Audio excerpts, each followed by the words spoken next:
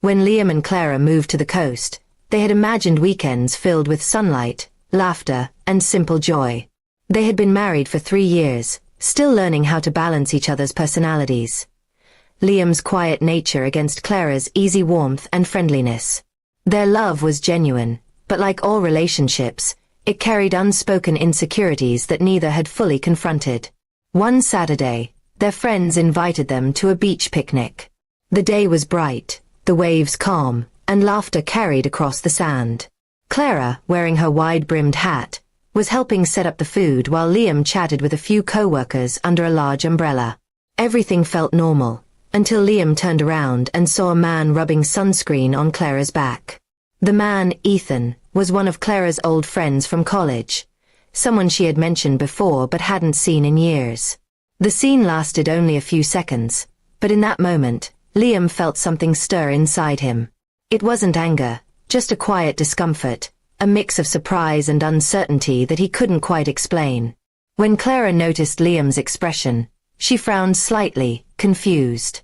"Liam," she said, brushing sand from her arm, "I only asked him to put sunscreen on my back. If you're jealous, you can leave." Her tone wasn't harsh, but it carried a touch of defensiveness, as though she felt accused of something she hadn't done. The words stung.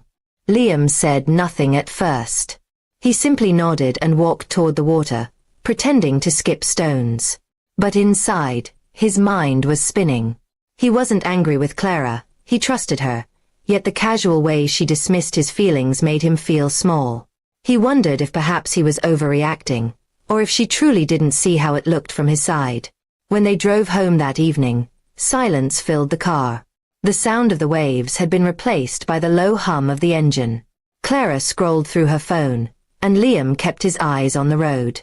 Every few minutes, he wanted to speak, but he couldn't find the right words. The next day, Clara tried to lighten the mood. She made coffee, set out toast, and said softly, "You were really quiet yesterday." Liam finally looked at her, his expression thoughtful rather than upset. "I wasn't angry," he said. "I just felt unseen. You brushed off something that made me uncomfortable, and I didn't know how to respond." Clara set down her mug. Her shoulders softened as she realized the truth behind his calm tone. "I didn't mean to make you feel that way," she said. "I just got embarrassed when you looked upset in front of everyone. I thought you were judging me." They sat together in quiet reflection. For the first time, Clara understood that what hurt Liam wasn't the moment at the beach. It was how quickly she had dismissed his feelings. And Liam realized that Clara hadn't meant to disregard him. She had only been reacting to what she thought was a misunderstanding.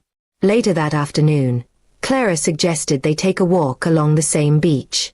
The air was cooler now, the sunset painting the sky in soft shades of orange and pink. As they walked, she slipped her hand into his.